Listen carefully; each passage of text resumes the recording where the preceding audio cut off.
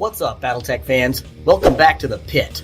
Today I'm going to show you how to prepare your wet palette and also how to thin your paints, because they're issues that I see people struggle with a lot on the internet, and well, you know me, I like to help. This is my wet palette right here. You can see it's from Army Painter, and you can also see I like to use it a lot, so this isn't conducive for today's lesson. Hold on, let me fix that. You see, that sponge was already wet. This one's brand spanking new, so you can see the process from the beginning. So what I have here is the napkin that comes with all new Army Painter wet palettes. So I'm just going to go ahead and open this. Got a little convenient thing right here for you to pull it open with. Now, straight out of the package, this thing is pretty solid. So all you got to do is throw it in the wet palette like this, get yourself a bottle of water, like so, and just pour it in there until the sponge is completely submerged in the water. Won't take long. If it starts to float, don't worry about it. See, because we're going to push it down using the lid. That's it. Let it sit there for about an hour and come back to look at it later. And it's already looking very promising. I'm going to test it. Yep, my sponge is now very soft. Feels pretty pliable in my hands here. Yep, sure thing. So what I'm going to do is squeeze most of the moisture out. Not all of it. I'm going to leave some of it in there. And I'm going to take the remainder of this water and I'm going to dump it right here into my water jar.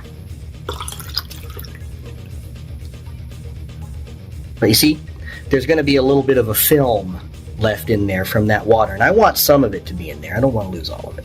Now that my napkin is good to go, I'll just line it up as best as I can anyhow with the corners here.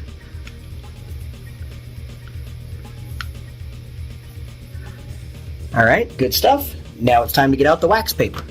See, every Army Painter wet palette comes with this stack of wax paper. So what I'm going to do, now that I've got it fit into the tray, is I'm going to press this over the sponge. And this is going to want to curl up on you almost immediately. So you got to hold it down. You're wanting to push some of the moisture out of that sponge and into these wax papers so that they don't go anywhere on you.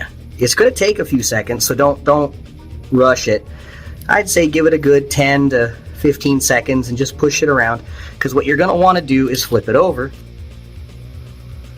and then just slide it in there like that. Now you've got the wax paper on the bottom and the moist sponge on top. I'm going to give this just a little more water. Don't need too much, just a tad.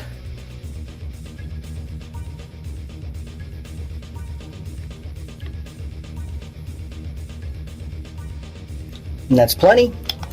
Now I'm going to put this back over top and I'm going to come back in another 15 to 20 minutes. Alright, so here we are about 20 minutes later. Let's have a look. Yeah, it feels right. Is the paper soaked? Sure is. So what I'm going to do is turn that over, but I'm not going to use that side of the paper. I'm going to turn it over one more time. Pop it on there. And now my wet palette is ready for some paint, so let's get some. Alright, now that I'm ready to start this application, I've got some Cyberite green. I've got my standard base coating brush that I like to use. It's like a size 1 or maybe a size 2, but I really think size 1 is about where that would be. And then I have this brush right here, which I call my scooper brush. I don't really use it for anything else. The bristles are super tough, so I don't do anything but scoop paint onto the wet palette with it, just like this. What I'm going to do is scoop out about as much as I think I'm going to need. So I'll scoop a heavy amount on there, because usually I like to do base coats like this. So there's a decent amount to start with. If I need more, I can always add more. I'll go ahead and wash off the old search and rescue brush here. Now I'm going to set this to the side real fast, and I want to point this out. Do you see how thick that paint is down there? Here, let me get a close-up of it. You see how it's just this huge, thick blob right now? Well, I got to do something about that, because if I try to paint that onto a miniature, it's going to be all thick and nasty, and you're not going to like it. Okay, now I'm ready to thin it down. What I have is some clean water here in this cap, because you don't want to mix this water in with whatever that color paint is. Right now they're the same color, so it wouldn't be that big of a deal. But if this water is all black and red and whatever, and you try to mix it in with some white paint, you're going to mess everything up. So it's always nice to just have a small amount of clear water next to you to mix in with your paint. So here's how this is done. All I'm going to do is just dip maybe half the brush until the brush starts to expand.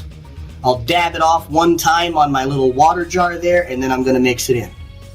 Now, one thing I notice a lot of folks don't tell you about thinning your paint is to actually thin it out onto the paper.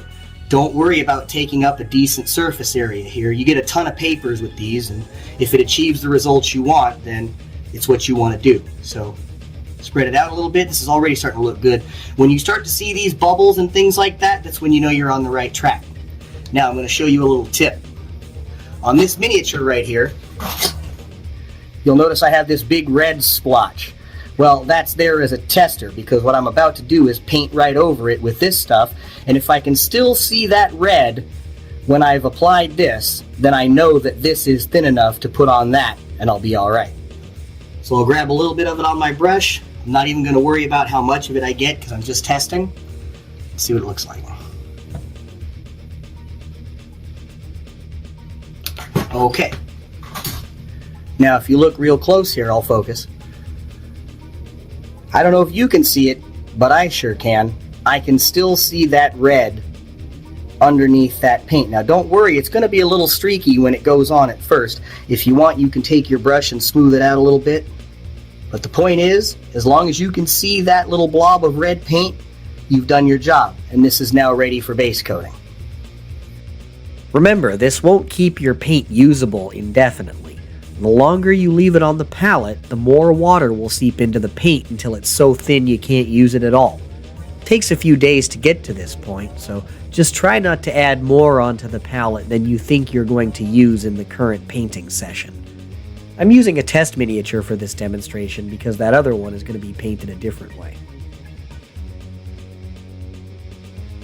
And here we are after about 3 thin coats of that Cyberite green. Typically I would only do 2, but I was overcoming a dark undercoat for this, so I had to give it just that little bit extra. But you can see here it looks buttery smooth, and I'm thinking this is ready for a little Coelia green shade. Let's get it on there.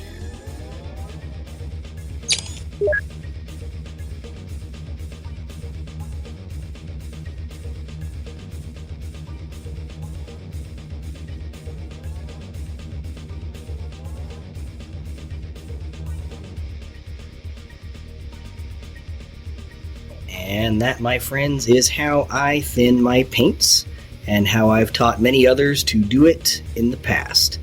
It's just one of those things I see all the time, painters saying things like, thin it down to the consistency of milk. Well, the consistency of milk is that, and that's a wash. So I feel like that would be more like contrast paint. And it's more just, no, what you want to do is you want to thin the paint out on the actual palette as opposed to just how much water you put into it. You can put a very minute amount of water in there and still get the desired effect. And like I say, I was overcoming a dark undercoat here. If I'd been working with Wraithbone undercoat, that only would have taken me 2 thin coats to do.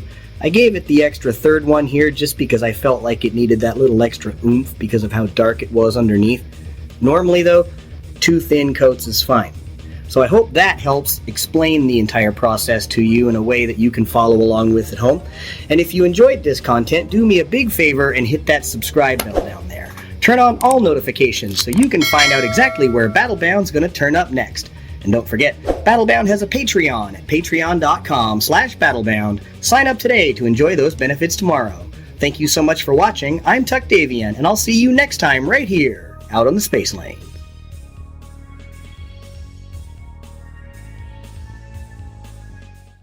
Your ideas are intriguing to me, and I wish to subscribe to your newsletter. Crowdfunding is when lots of people give you small amounts of money to help your passion project come to life.